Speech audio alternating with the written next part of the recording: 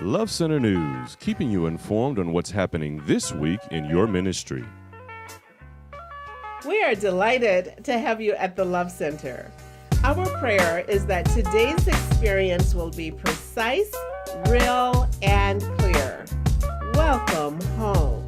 Please join us at the Love Center on Tuesdays at 6 a.m. as we seek the Lord concerning our families, the ministry, our nation, and the world.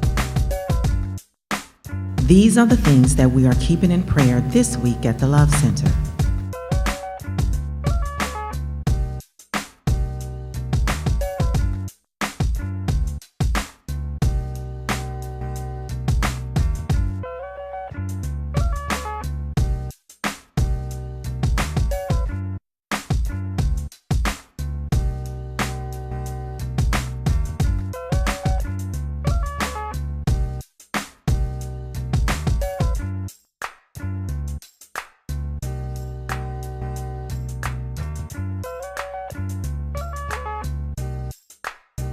During the week, we will stay close to God through our daily devotions and studying the Word on Wednesdays at 7 p.m. and Saturdays at 10 a.m. Water baptism will be a part of Bible study this Wednesday at 7 p.m. Please see an elder or a minister for more information. Tune in on Sundays at 6 p.m. for the Shake the Nations broadcast with Pastor Byron L. Broussard on Shabbat Radio. You can download the Shabbat Radio app from the Google Play or App Store via iTunes. Thank you for supporting Pastor Byron Broussard and Love Life Ministries. Please do not eat food or bring drinks into the sanctuary, and all children from 6 weeks to 4 years must go to the nursery during worship. Spread the word of what God is doing in this ministry through the social media outlets, Facebook and Twitter, and always be an active part of taking this love to the whole world. This has been Love Center News, keeping you informed.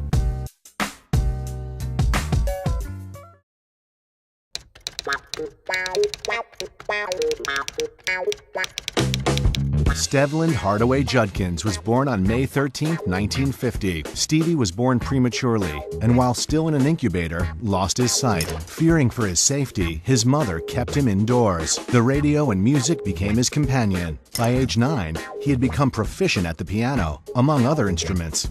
Berry Gordy signed Little Stevie to his Motown label, and in 1963, at the age of 13, Stevie Wonder had a #1 pop and R&B hit with the live recording Fingertips Part 2. His success continued through the late 60s with hits like Uptight and I Was Made to Love Her. He began to write for other Motown artists, including penning the hit Tears of a Clown for Smokey Robinson and the Miracles. In 1972, having recorded 2 albums on his own, he returned to the label with full creative control and the rights to his own songs, the first time Motown had ever done either.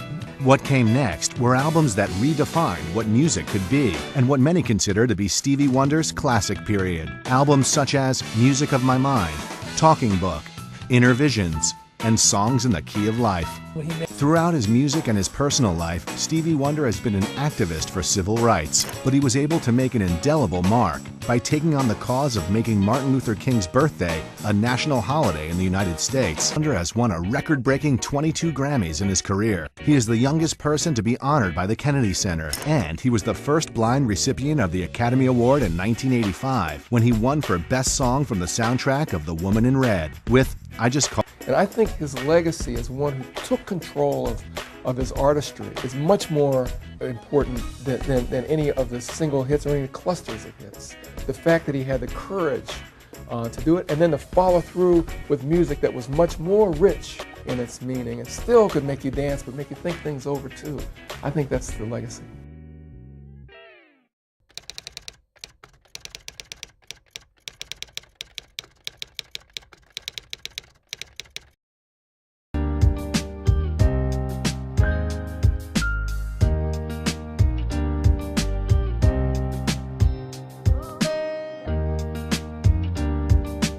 I had a good time at VPS because how many activities we had going on, it was fun.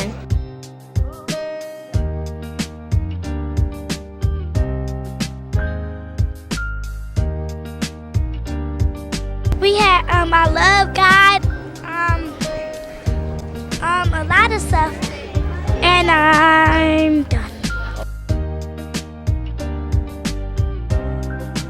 And I had a great time at Vacation Bible School, and it was a good thing to do. Like, we sing about God, and I love God. I really love VBS. It was really fun, especially today. I loved how we can sing and dance and do all we want for God. I had a wonderful time at VBS. I've got talent. We all have talent God has given us, and so it was a wonderful, wonderful time.